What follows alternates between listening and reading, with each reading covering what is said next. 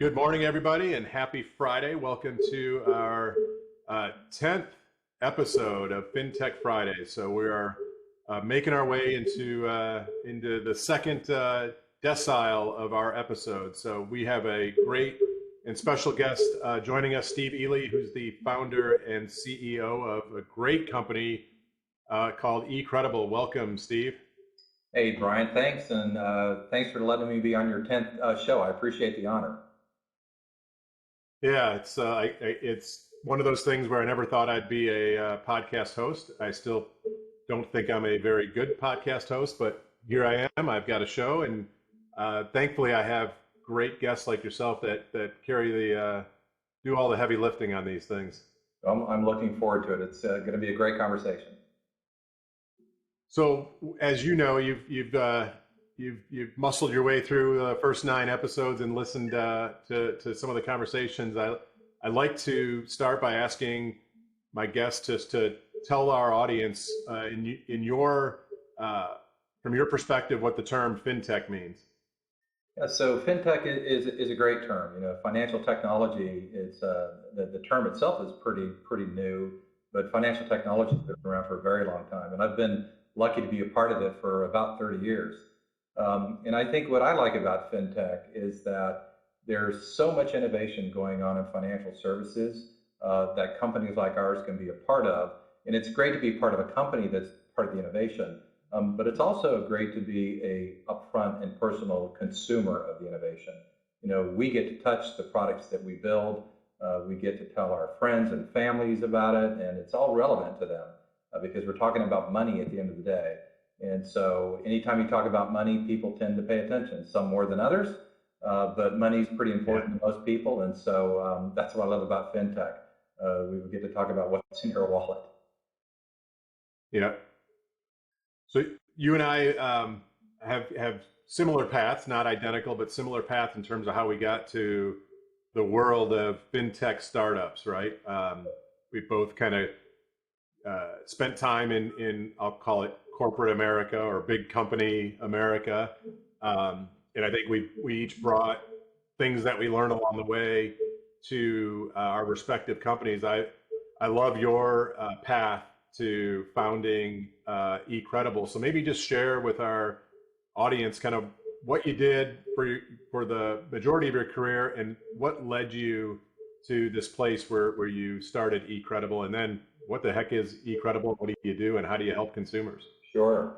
I've been around for a while. I started my career a long time ago as a programmer. So I have a solid foundation in understanding software and technology, and was very involved in a lot of companies that built software and technologies. But probably about 30 years ago now, pivoted into the financial services arena. Was very involved with internet banking in its very early days, when internet banking was still new and fresh and untested, and people just wondered, was it really a secure and smart thing to do to access your bank online? And obviously we're well past that now, but getting involved in financial services at that stage was very exciting because it was really the tip of getting to the world of online access for financial services.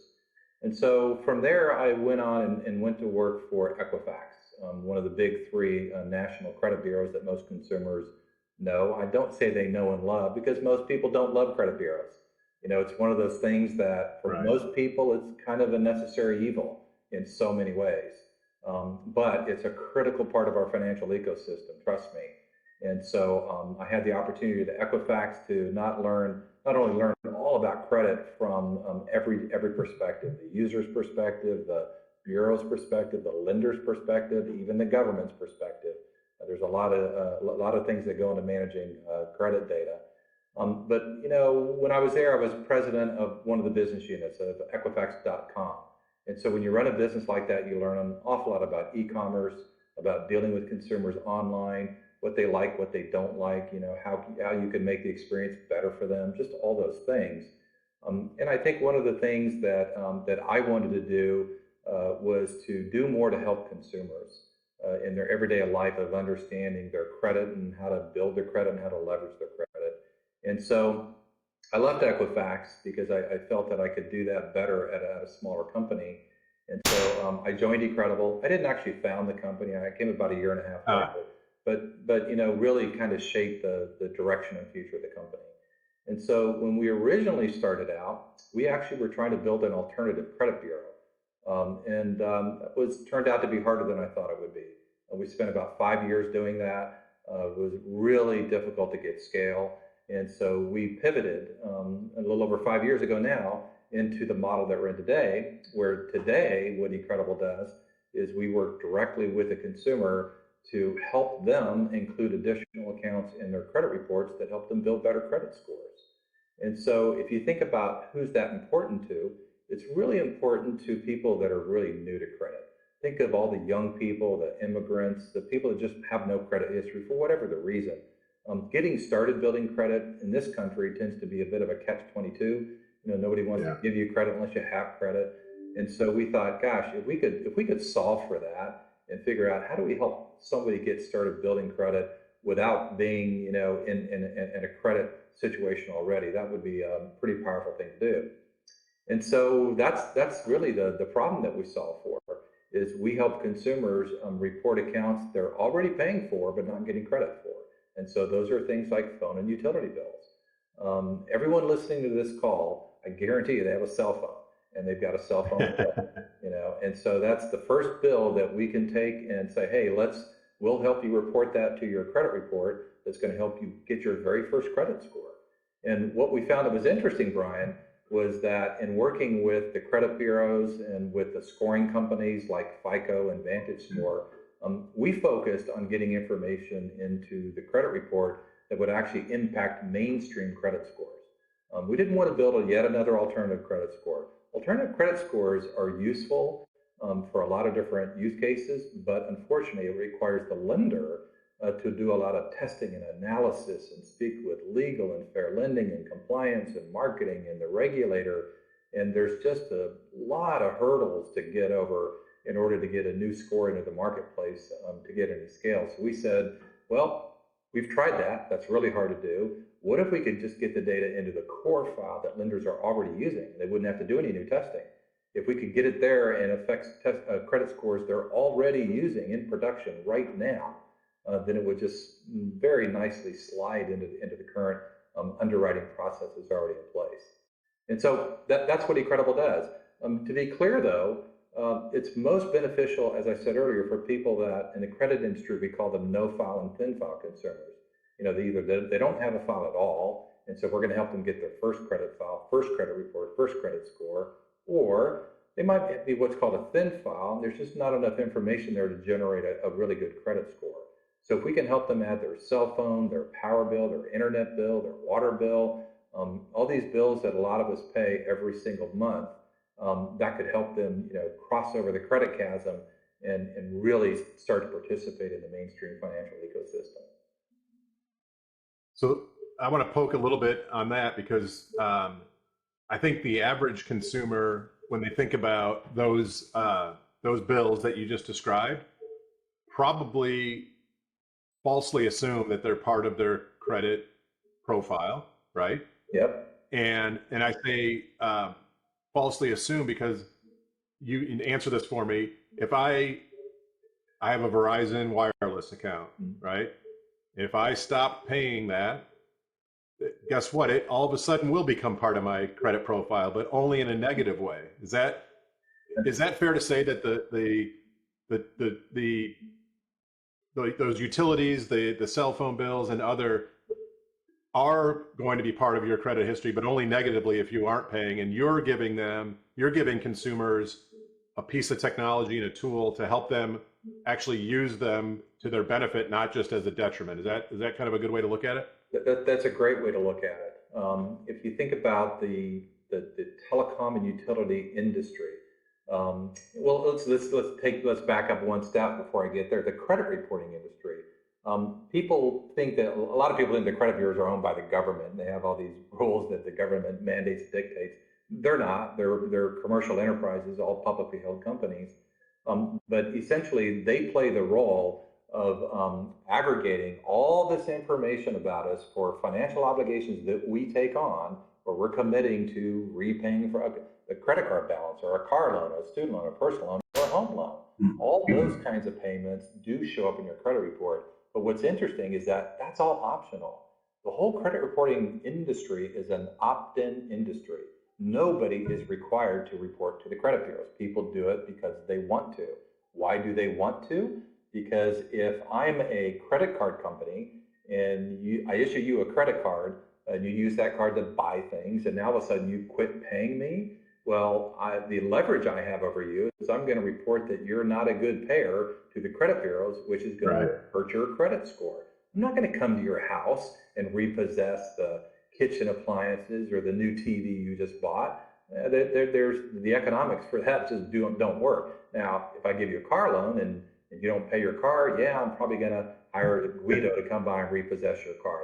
That's kind of common in that industry. And of course, in the home ownership industry, that's a pretty big asset that if you don't pay for that, I'm sorry, but I am going to foreclose on your loan.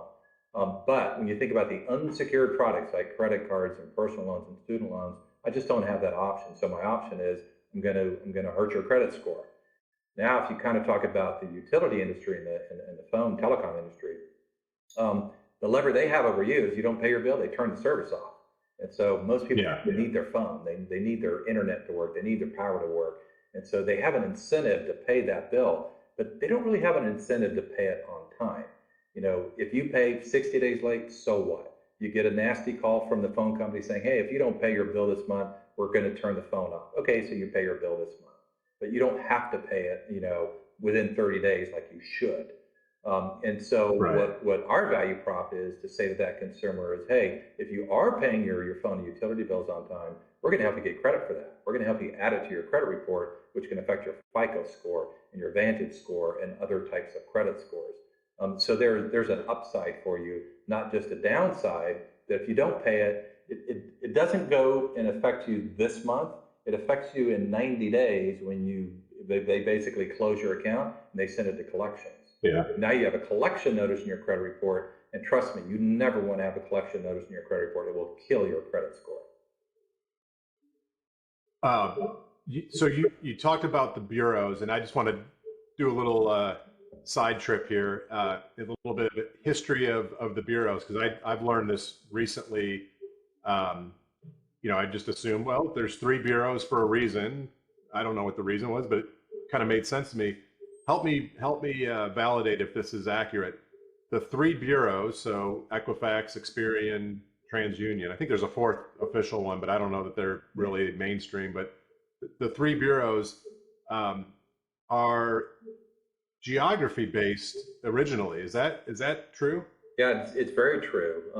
You know, Experian kind of grew up in the West, TransUnion grew up in Central, and Equifax grew up in the East and Southeast. And so when you think back to the days when getting your hands on this data was not digital, it was to some degree manual. In the beginning, it was all manual. And then in the 70s, it did evolve to being stored in computers. Even then, though, getting it to the computer in those days was, you know, somebody generating a tape out of an accounting system, and you had to mail the tape to a credit bureau. If you can imagine that was extremely difficult and time-consuming and expensive. But because of the logistics of getting your hands on the data, it naturally was regionally based.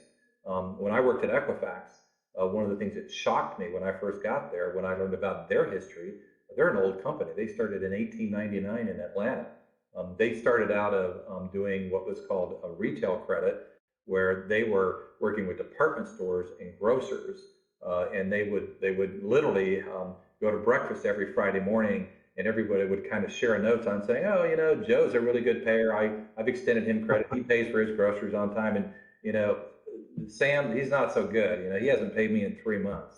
And so that would tell the other retailer in there, you know, I'm not going to give Sam a line of credit. If he's not paying his grocery bill, he's certainly not going to pay my bill. And so that's the way that all started. And then, you know, evolved into getting it into files. And so that's why even today we talk about credit files. They were literally hanging files in folders sitting in buildings that people updated. You know, they would go and just that update in that file. And so we talk about the concept of no file, thin file, and thick file. That's what they come from. No file was somebody that didn't have a file on. Thin file, hey, they had a file that was maybe 1 or 2 accounts. And thick file was the guy that had a whole bunch of, you know, information in his file, so you could look through a lot of information to understand that. So it kind of evolved through all that. Then in the 70s, it got automated. And then, like I said earlier, when I showed up at Equifax, they had acquired 400 credit bureaus in the 70s, 80s, and 90s. I thought, 400, how could you acquire 400 credit bureaus? There could possibly couldn't be that many, but there were. There was a little credit bureau in a little city in the middle of nowhere.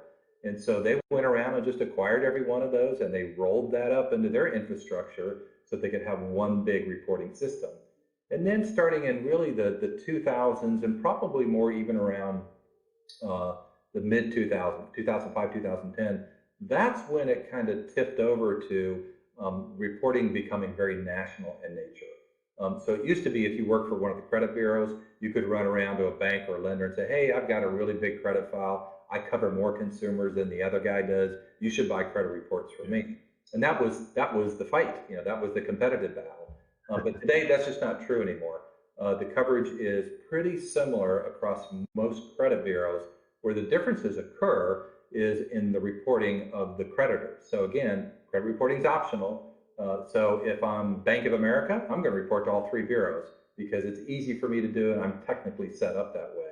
But if I'm the corner, furniture store that says, "Hey, we finance furniture," well, that guy, he doesn't have a big technology staff and a big accounting team. He might report to one of the three credit bureaus because that's all they want to do. And so that's where you start to see differences in coverage from the credit bureaus. It's just because it's a big opt-in model. And some people choose to report to all three, and some people don't. Yeah, it's interesting. I think again, I'm more involved and engaged at a closer level today at FinLocker with the bureaus and with that data. And so I'm just learning the history and having you go a little bit deeper. It's fascinating. I suspect that a lot of our audience.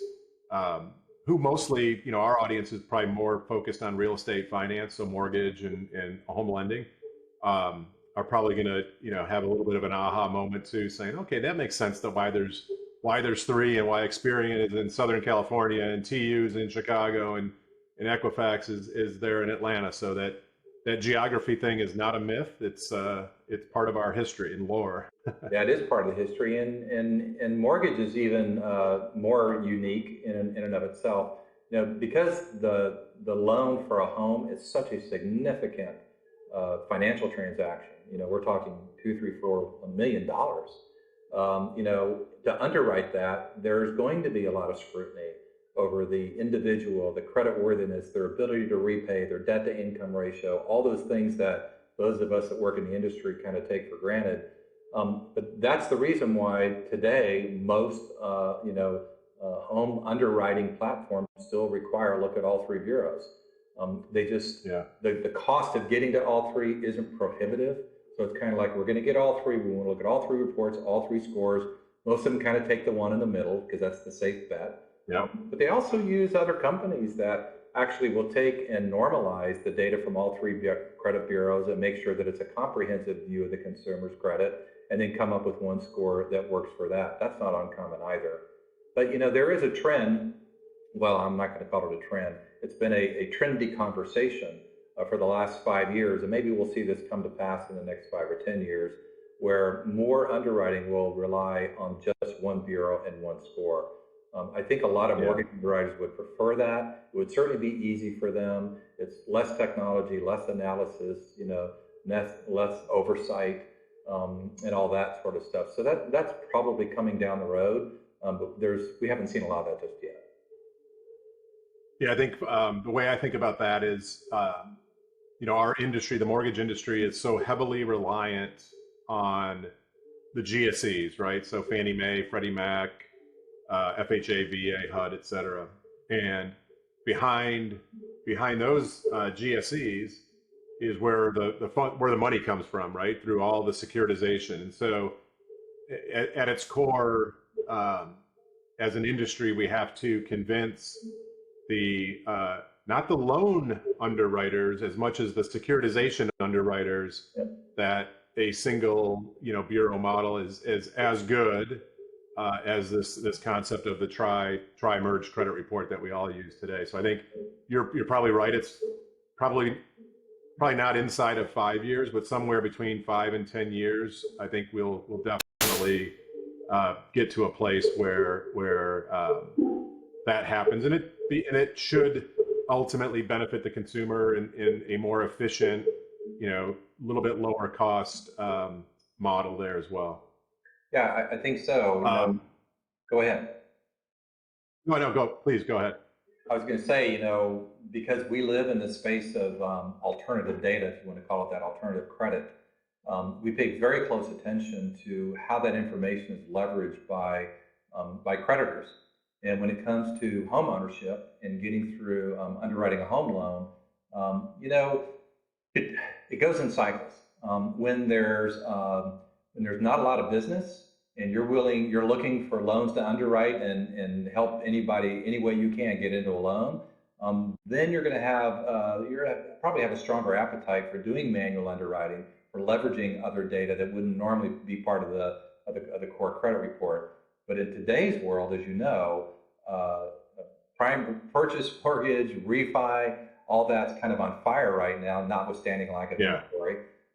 So there's a little bit of a less of appetite to do that. But I still talk to an awful lot of mortgage brokers and banking underwriters in particular who are willing to go the extra mile to help that consumer that would benefit from a manual underwriting experience, and including additional information like how they pay their rent, how they pay their utilities. In today's environment, as we all know, there's so much energy being put into helping people that have historically struggled to access mainstream financial services, and particularly minorities, people of color, who have not necessarily been dealt a fair hand. Helping those people get access to more affordable products. And so, one of the things that we're doing at eCredible that we're very proud of is helping those people get a better shake and get better access to affordable loans. And so using alternative data like your rent and your utilities and things of that nature can help those people in many ways. Not always. There's a lot of things that go into understanding credit worthiness. But if we can help more people qualify for homes that can afford to own a home and be a sustainable homeowner, that's an important part of the equation, then we're happy to participate in that. And I think I love that. As you know, we kind of share, our companies share a mission in that respect. But it's, for our listeners, our audience, there is no, magic bullet, silver bullet, quick solution. Everything as it relates to credit, whether it's improving credit or building credit, takes time, right? And what I love about what you guys are doing is you're helping create a path for consumers who are credit invisible or light credit, get on a path to get them towards a place where they can be ready to participate in the homeownership cycle. And again, there's no quick fix. I think the average loan officer typically doesn't have the patience to endure the time it takes for someone to get themselves ready. And I think platforms like eCredible are a way for originators to extend their engagement with their prospective customers in a meaningful way and give them a path that, like, it could take months, could take a year, depending on the individual. And like I said, the average originator is not going to, engage on their own that way. And I think technology like eCredible really helps extend that relationship and engagement. Well, it does. And when you combine eCredible with FinLocker, now you really cover the entire credit spectrum.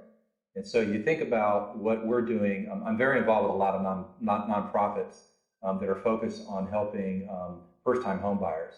And, first-time home buyers are the most difficult because buying a home is complex. There's a lot of things they don't understand. There's a lot of things that can go wrong. There's a lot of surprises that can occur along their home buying journey that are very unpleasant.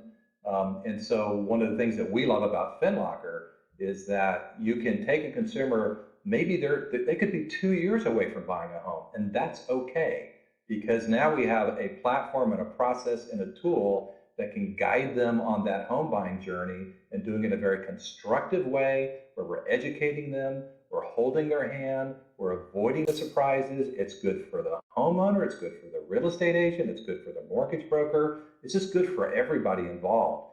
And so that's what we love about FinLocker is for the home buyer, no matter where they are, if they're 2 weeks away or 2 years away, we can help that person do it right.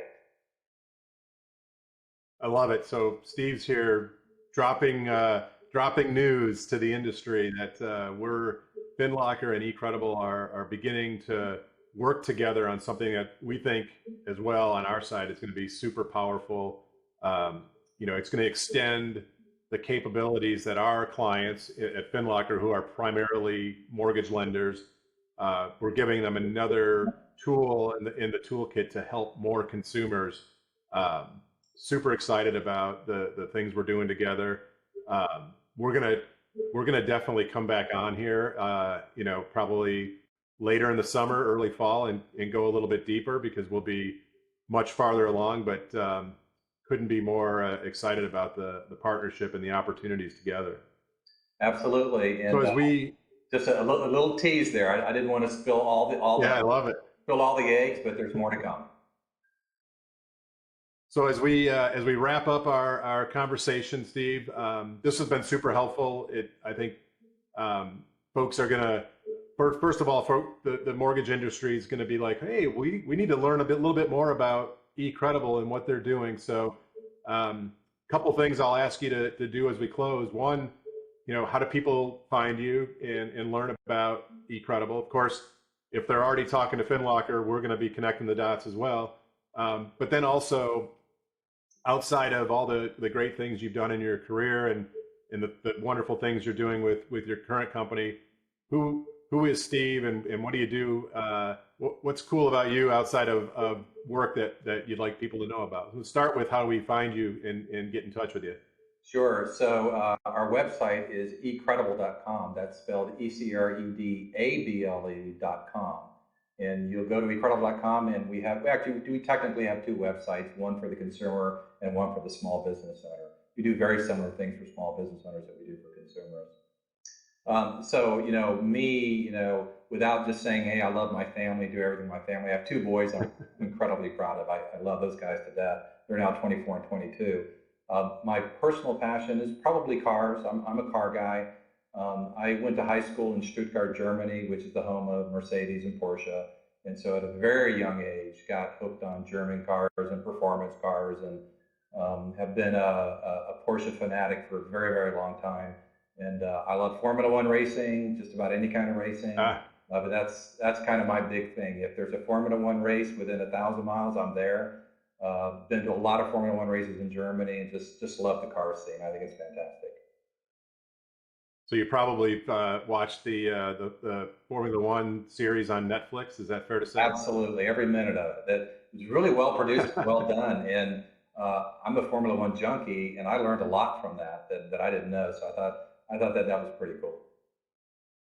Yeah, I enjoy every now and again kind of peeking in on the Formula One. I'm not a car guy.